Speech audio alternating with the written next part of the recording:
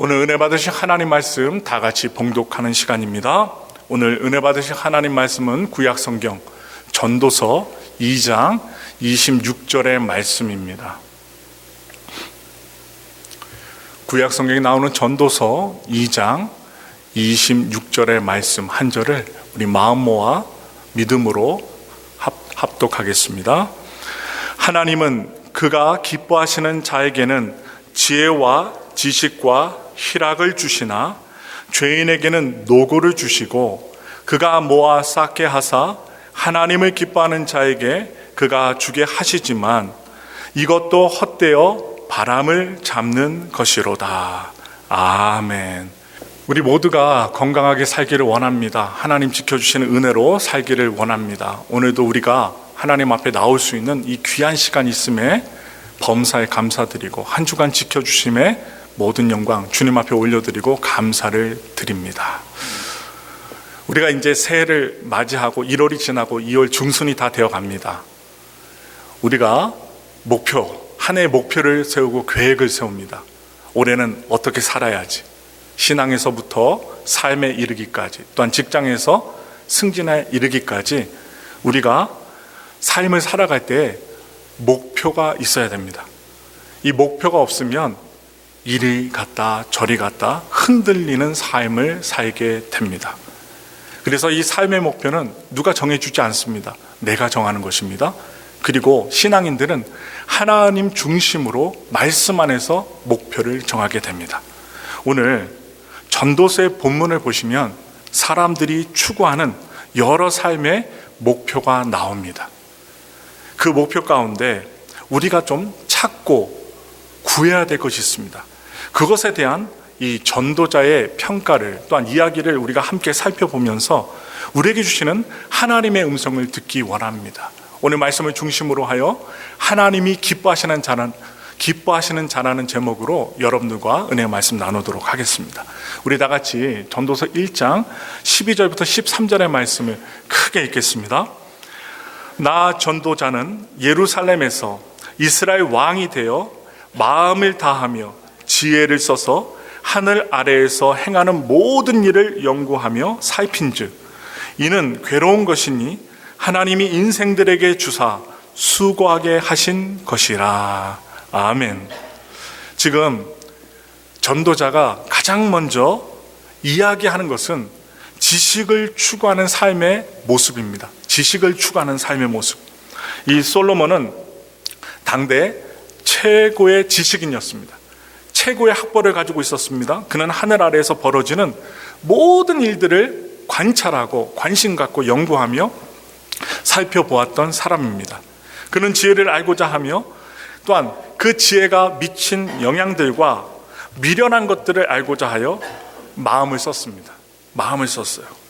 그러니 이 지혜자였던 솔로몬은 하나님 앞에서 하나님의 지혜의 영향이 무엇인가 궁금해하며 가장 높은 자리, 왕의 자리에서 생각하고 또 생각했던 것입니다. 그러나 그의 결론은 무엇으로 점쳐야 됩니까? 우리 다 같이 전도서 1장 14절부터 15절의 말씀을 읽겠습니다. 내가 해 아래에서 행하는 모든 일을 보았노라. 보라, 모두 다 헛되어 바람을 잡으려는 것이로다. 구부러진 것도 곱게 할 수 없고 모자란 것도 셀 수 없도다. 아멘. 지금 솔로몬이 우리들에게 친근하게 이야기합니다. 아무리 지식을 많이 쌓았을지라도, 머릿속에, 우리 뇌 속에 많은 지식을 담아놓을지라도 그 사람의 지식이 한계가 있음을 이 솔로몬은 깨달았던 것입니다. 그래서 예를 들어서 얘기합니다. 그는 구부러진 것을 곱게 할 수 없고 필 수가 없고 모자란 것을 셀 수도 없다라고 고백하고 있습니다. 그러면서 탄식합니다. 아무리 지식을 추구해도 그것이 인간의 삶의 문제를 모두 다 해결할 수 없다라는 사실입니다. 우리는 첨단 시대에 살고 있습니다. 정말로 좋은 시대에 살고 있습니다. 이제는 앞으로 자율주행 기술로 인해서 운전하는 운전자가 운전대를 항상 잡고 다니지 않아도 되는 시대에 이를 것만 같습니다. 왜냐? 자율주행 시스템이 개발되고 있기 때문입니다. 자동차가 스스로 자기 차로를 유지하며 그리고 속도를 유지합니다. 또한 속도를 빨리 낼 수 있고 느리게 낼 수 있습니다. 그리고 긴급 상황, 사람이 나온다든가 도로에 동물들이 뛰쳐나올 때 갑자기 멈출 수 있게 만드는 그런 긴급 상황에 대응하게 되는 날이 올 것만 같습니다. 아주 놀라운 세상입니다. 이제 좀 더 오래 사시면 별의별 일들을 다 경험할 것 같습니다. 근데 이러한 자율주행 그 기능 가운데 핵심적인 기능이 무엇이냐? 사람의 그 뇌의 역할과 같은 인공지능입니다. 인공지능은 거의 신의 수준에 다다르려고 바벨탑을 쌓고 있습니다. 이처럼 지금은 지식과 정보를 통해 돈을 버는 세대입니다. 유튜브를 보시거나 인터넷을 검색하시면서 성공한 사람들의 이야기를 딱 보고 나도 좀 따라해야지 하는 사람들이 늘어나고 있습니다. 제가 요즘에 보았던 책이 있어요. 트렌드 코리아 2022라는 책입니다. 거기에 니체의 말이 나오는데 우리를 죽이지 못하는 것들은 우리를 더 강하게 만든다는 니체의 말이 이 책 안에 들어있습니다. 획기적이고 거침없는 기술이 오늘날 쏟아져 나오고 있는데 그러한 기술의 발전은 오히려 우리가 꿈꾸던 세상을 더욱더 앞당기고 있다는 사실입니다. 이제 여러분들이 신체에 우리 속에 있는 우리 내장기관 있잖아요. 이 내장기관이 망가지면 돼지를 통해서 세포 조직을 갖다 키워서 내장기관을 만들어 사람과 똑같은 기관을 만들어서 바꿔치기 한답니다. 간을 바꾸고 심장을 바꾸고 콩팥을 바꾸고 그래서 사람들이 수명을 늘릴 수 있는 시대가 되었습니다. 참 신기한 시대죠.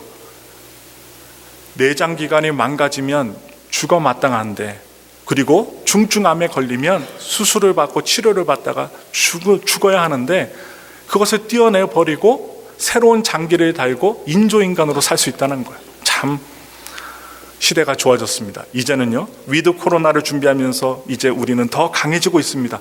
이 팬데믹의 위기 상황에 얼마나 잘 대처하느냐. 기업보다 진화의 속도가 더 빠른 사람들이 있어요. 바로 소비자들입니다. 이 소비자들의 니즈를 어떻게 맞출 것인가. 한국 대통령 선거가 3월 9일인데 유권자들의 마음을 어떻게 얻을 것인가. 또한 거침없이 포효하는 소리치는 호랑이가 될 것인가 아니면 고양이가 될 것인가 책에서 질문합니다. 그런데 우리는 이러한 큰 갈림길에 놓여 있는 상황에 있습니다. 그러나 우리는 이 지식이 첨단 지식과 사람이 만들어 놓은 이 지식이 삶의 모습을 바꿀 수는 있어도 외관은 바꿀지언정 인간성, 인간의 내면을 바꿀 수 없음을 인정해야만 합니다. 한계가 있다는 것입니다. 지식의 또한 첨단 지식의 편리함이 인공지능의 편리함을 우리가 혜택으로 누리지만 인간의 구부러진 것을 곧게 할 수 없다는 사실입니다. 우리 다 같이 잠언서 1장 7절의 말씀을 큰 소리로 읽겠습니다. 야훼를 경외하는 것이 지식의 근본이거늘 미련한 자는 지혜와 훈계를 멸시하느니라. 아멘. 우리에게 성경은 하나님을 경외하는 것이 지식의 근본이라고 분명하게 말해줍니다. 참된 지식이 무엇입니까? 하나님을 아는 지식이라고 말합니다. 하나님을 경외하는 그러한 지식을 추구하는 그것을 받아들이는 사람을 통해서 의미 있게 하나님의 지혜는 사용될 수 있기 때문입니다. 하나님을 경외하는 사람만이 바른 목표 그리고 바른 목표를 위해 자신을 희생하고 헌신하고 사용합니다. 그래서 우리는 지식을 추구하기 전에 먼저 하나님 앞에 엎드려야만 한다는 사실입니다. 우리 다 같이 전도서 2장 1절의 말씀을 읽겠습니다.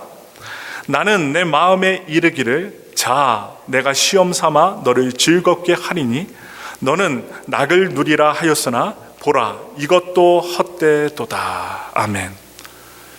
지금 전도자가 언급한 두 번째 삶의 모습이 나오는데요, 쾌락을 추구하는 삶을 이야기하고 있습니다.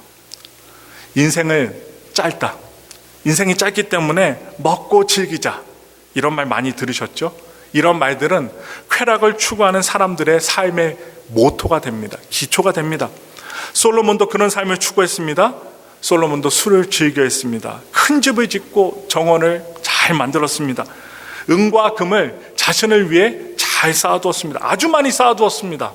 아버지 다윗의 축복으로 인해서 하나님이 복을 주셨기 때문에 이 솔로몬 왕은 은과 금, 권세까지 높이 높이 쌓아둘 수 있었습니다. 아름다운 첩들도 많이 쌓아두었습니다. 참 사람의 욕심이 끝이 없지요. 그는 세상 남자들의 인생의 로망을 다 가진 것과 같은 사람이었습니다. 그러나 그의 결론은 무엇으로 끝이 납니까? 전도서 2장 10절부터 11절의 말씀을 우리 자세히 읽겠습니다. 무엇이든지 내 눈이 원하는 것을 내가 금하지 아니하며 무엇이든지 내 마음이 즐거워하는 것을 내가 막지 아니하였으니 이는 나의 모든 수고를 내 마음이 기뻐하였음이라. 이것이 나의 모든 수고로 말미암아 얻은 몫이로다.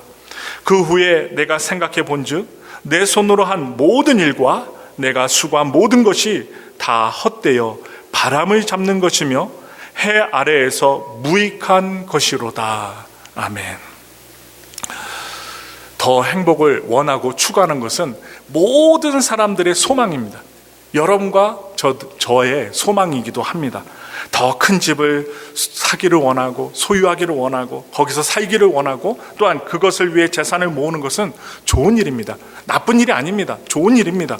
그것은 죄가 아닙니다. 그러나 자신의 행복을 위해 더 많이 즐기고 소유하는 것, 그것 자체가 인생의 목적이 되어버리면 안 된다는 말씀을 성경에서 하고 있는 것입니다. 바로 무엇 때문에 그렇게 추구하지 말라 하느냐, 허무한 결과를 맞이하게 된다는 사실입니다. 그것을 다 누려봤던, 좀 우리가 봤을 때 좀 얌체 같죠. 자기는 다 누려보고 우리한테 하지 말라고 하니 좀 마음으로는 씁쓸합니다. 그러나 모든 것을 누려봤던 이 전도서의 저자 솔로몬이 다 누려봤더니 허무하다라고, 그런 결과를 얻게 되었다라고 후대에 있는 우리들에게 고백하고 있는 것입니다. 바로 탄식입니다. 우리 다 같이 전도서 2장 21절부터 23절의 말씀을 다 같이 읽겠습니다. 어떤 사람은 그 지혜와 지식과 재주를 다하여 수고하였어도 그가 얻은 것을 수고하지 아니한 자에게 그의 몫으로 넘겨주리니 이것도 헛된 것이며 큰 악이로다. 사람이 해 아래에서 행하는 모든 수고와 마음에 애쓰는 것이 무슨 소득이 있으랴. 일평생에 근심하며 수고하는 것이 슬픔뿐이라. 그의 마음이 밤에도 쉬지 못하나니 이것도 헛되도다. 아멘. 전도자가 이제 세 번째로 언급한 삶의 모습은 성공을 추구하는 삶입니다. 성공. 우리 자녀들이 성공하기를 원하시지요? 그래서 주일날도 매일도 우리가 하나님께 기도합니다. 우리 자녀가 성공하게 해달라고, 우리 남편이 성공하게 해달라고. 그 누구나 추구하는 삶입니다. 그런데 이 솔로몬은 열정을 다하여 밤이고 낮이고 쉬지 않고 일하는 것이 사람이라고 이야기합니다. 지혜와 지식과 재주를 다하여 성공을 위해 사람들이 힘씁니다. 가족과 함께하는 시간도 많이 갖지 못할 정도로 사람들은 성공을 향하여 달려나갑니다. 그런데 그렇게 수고하여 뭔가 이루었는데 자식들은 남이 되어 있다는 사실입니다. 오늘날 한국 사회도 미국 사회도 똑같습니다. 밖에서 열심히 가족을 위해서 힘쓰고 애쓰는 가장들이 있는데 결국에는 자녀들과 친하지 못하는 관계가 되는 모습을 우리는 뉴스를 통하여 종종 보게 됩니다.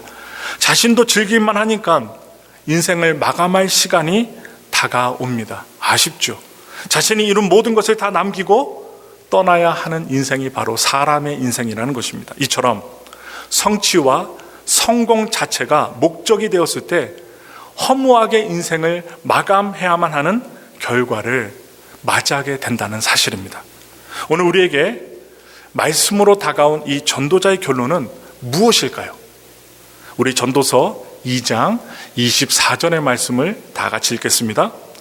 사람이 먹고 마시며 수고하는 것보다 그의 마음을 더 기쁘게 하는 것은 없나니 내가 이것도 본즉 하나님의 손에서 나오는 것이로다. 아멘. 이 사람들이, 여러분과 제가 누릴 수 있는 것은 하나님의 손으로부터 나오는 것이랍니다. 하나님의 손으로부터 나오는 거예요. 전도자는 모든 것이 헛되니 공부도 할 필요 없고 일도 할 필요가 없다고 말하는 것이 아닙니다. 그냥 죽으라는 내용이 아닙니다. 이 전도자는 하나님이 주신 그 몫에, 하나님이 주신 분깃에 만족하며 최선을 다해 일하며 없다고 말하지 말고 최선을 다해 살라는 것입니다. 그리고 즐기라는 것입니다. 우리가 일하는 그 내용들을 하나님 앞에 감사하며 즐기랍니다.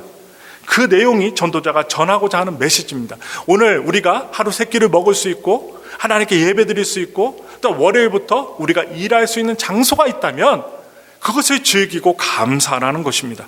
그래서 전도자는 9장에서 이렇게 이야기합니다. 전도서 9장 9절부터 10절의 말씀을 크게 읽겠습니다. 내 헛된 평생의 모든 날 곧 하나님이 해 아래에서 내게 주신 모든 헛된 날에 내가 사랑하는 아내와 함께 즐겁게 살지어다. 그것이 내가 평생에 해 아래에서 수고하고 얻은 내 몫이니라. 내 손이 이를 얻는 대로 힘을 다하여 할지어다. 내가 장차 들어갈 수월에는 일도 없고 계획도 없고 지식도 없고 지혜도 없음이니라. 사랑하는 아내와 남편과 함께 행복하게 살라고 합니다. 누리며 살라고 합니다. 감사하며 살라고 합니다. 만족하며 살라고 합니다. 첩이 그렇게도 여자가 많았던 이 솔로몬이 얻은 결과가 그거였어요. 하나로 주신 나의 아내, 나의 남편을 기뻐하며 함께 즐겁게 살라는 것입니다. 그리고 수고하는 것이 내 몫인데 최선을 다해서 열심을 다해서 살라는 것입니다. 자, 그러면 우리는 어떤 삶을 추구해야 할까요? 2장의 마지막 구절에서 그 단서를 찾아볼 수가 있습니다. 전도서 2장 25절부터 26절의 말씀을 다 같이 읽겠습니다. 먹고 즐기는 일을 누가 나보다 더 해보았으랴. 하나님은 그가 기뻐하시는 자에게는 지혜와 지식과 희락을 주시나 죄인에게는 노고를 주시고 그가 모아 쌓게 하사 하나님을 기뻐하는 자에게 그가 주게 하시지만 이것도 헛되어 바람을 잡는 것이로다. 아멘. 지금 하나님은 그가 기뻐하시는 자에게, 또한 하나님을 기뻐하시는 자에게 지혜와 지식과 희락을 주시지만 그 반대인 죄인에게는, 하나님을 모르고 믿지 아니하는 자들에게는 노고를 주신다라고 전도자는 이야기합니다. 그리고 죄인들이 매일마다 수고하여 쌓아놓은 것을 하나님을 기뻐하시는 자들에게 주신답니다. 죄인들이 쌓아놓은 것들을 하나님을 사랑하는 자들에게 주신다. 참으로 감사한 일이죠. 그러면 하나님을 기뻐하시는 자, 하나님을 기뻐하시는 자는 과연 누구입니까? 원어로 직역하면 야훼 하나님 앞에서 선한 자라고 이야기할 수 있습니다. 무엇이 하나님이 보시기에 좋은 것일까요? 여기서 하나님 안에서 선하다, 이 선하다라는 히브리어는 이 토브라고 하는데 그 의미를 시편을 통해서 한번 살펴보겠습니다. 시편 14장 1절부터 3절의 말씀 읽겠습니다. 어리석은 자는 그의 마음에 이르기를 하나님이 없다 하는도다. 그들은 부패하고 그 행실이 가증하니 선을 행하는 자가 없도다. 야훼께서 하늘에서 인생을 굽어 살피사 지각이 있어 하나님을 찾는 자가 있는가 보려 하신즉 다 치우쳐 함께 더러운 자가 되고 선을 행하는 자가 없으니 하나도 없도다. 여기서 어리석은 자는요, 하나님이 없다고 생각하는 자입니다. 자기 멋대로 살아가면서 자기 욕심대로 탐욕대로 살아가면서 내가 이렇게 잘 살지 않느냐? 하나님 없다. 하나님 어디 계시냐? 그렇게 말하고 생각하는 사람들이에요. 그들은 부패하고 행실이 가증하며 선을 행하지 않는 자로 지금 시편에서 묘사되고 있습니다. 그러면 선을 행하는 자는 과연 누구입니까? 하나님 앞에 선한 자는 과연 누구입니까? 그 말씀이 2절 하반절에 나오는데요, 지각이 있어 하나님을 찾는 자가 하나님이 보시기에 선한 자는 것입니다. 여러분들이 하나님을 사랑하고 하나님을 생각하고 또한 하나님을 찾기 때문에 오늘 예배당에 오신 것입니다. 하나님을 찾는 자, 바로 하나님의 선한 자라는 것입니다. 따라서 오늘 전도자가 하고 싶은 말은 하나님을 바라보고 기뻐하는 삶을 살라는 것입니다. 우리가 세상을 바라보고 내 자신을 바라보고 우리의 형편을 바라보면 항상 절망할 수밖에 없습니다. 왜냐? 모자라기 때문입니다. 그런데 모자라고 힘들게 만드신 하나님의 은혜가 우리 삶 속에 담겨 있어요. 그 모자람이 있고 어렵기 때문에 하늘에 계신 주님 앞에 기도하는 것입니다. 하나님, 내가 이렇게 연약합니다. 내가 이렇게 부족합니다. 하나님 도와주세요. 하나님 이끌어 주세요. 병이 있기 때문에 병을 놓고 운동을 하면서도 하나님께 기도합니다. 의사를 의지하지만 살이 붓고 또한 염증을 제거시키고 우리의 혈압과 우리의 피에, 우리의 오장육부, 머리부터 발끝까지 모든 것을 조절하시는 하나님께 기도하는 것입니다.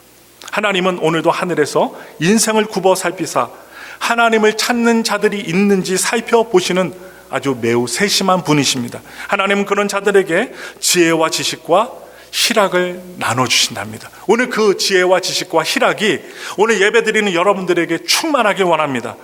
필요하면 다른 사람들의 재물도 끌어다가 하나님을 사랑하는 자에게 주신답니다. 얼마나 감사한 일입니까? 제가 2016년도 5월에 이 교회에 부임했을 때 재정 상황이 그렇게 좋지 않았습니다. 어려움이 많았죠.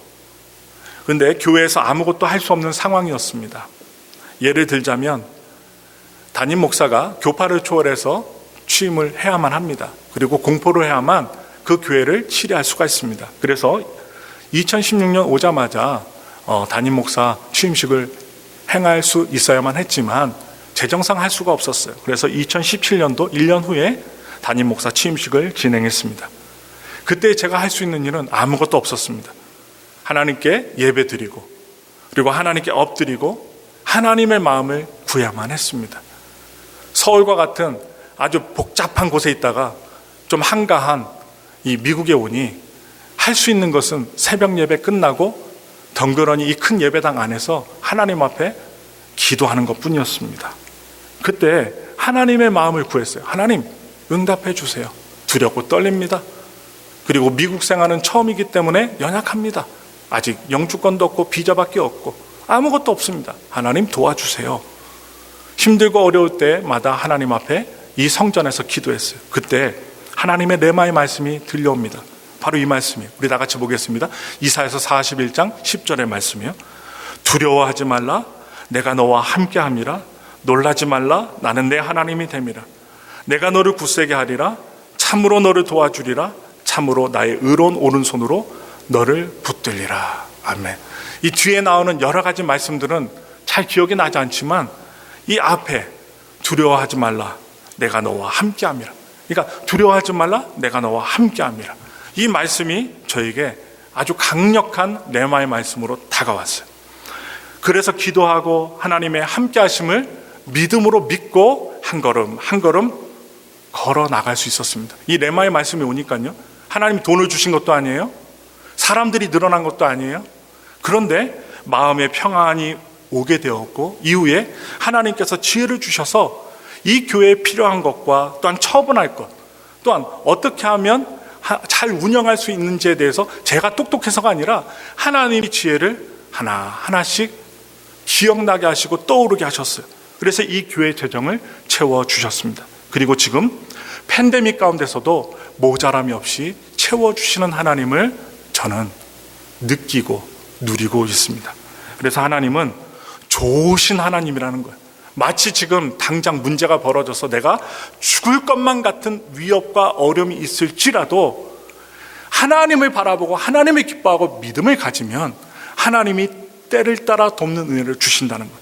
하나님이 주시는 말씀과 그의 마음을 붙잡을 때 하나님은 우리를 가장 좋은 결과로 인도해 주신다는 사실이에요.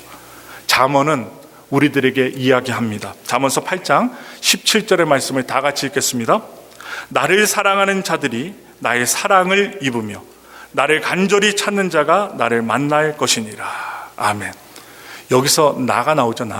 이 나는 지혜를 의인화한 표현입니다. 사람처럼 표현한 거예요.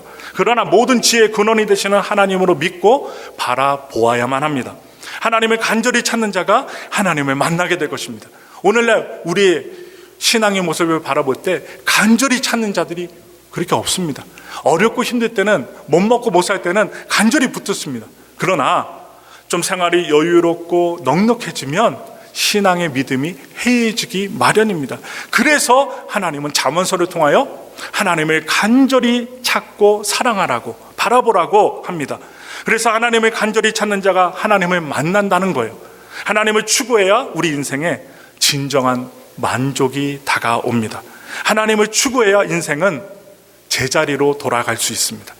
지식의 노예, 좀 전에 말씀드린 쾌락의 노예, 성공의 노예가 되지 않습니다. 얼마나 많은 사람들이 하나님이 아닌 다른 것들을 추구하며 그러한 것들의 노예가 되어 있는지 모릅니다. 예수님은 우리에게 말씀하셨습니다. 마태복음 5장 3절의 말씀입니다. 읽겠습니다.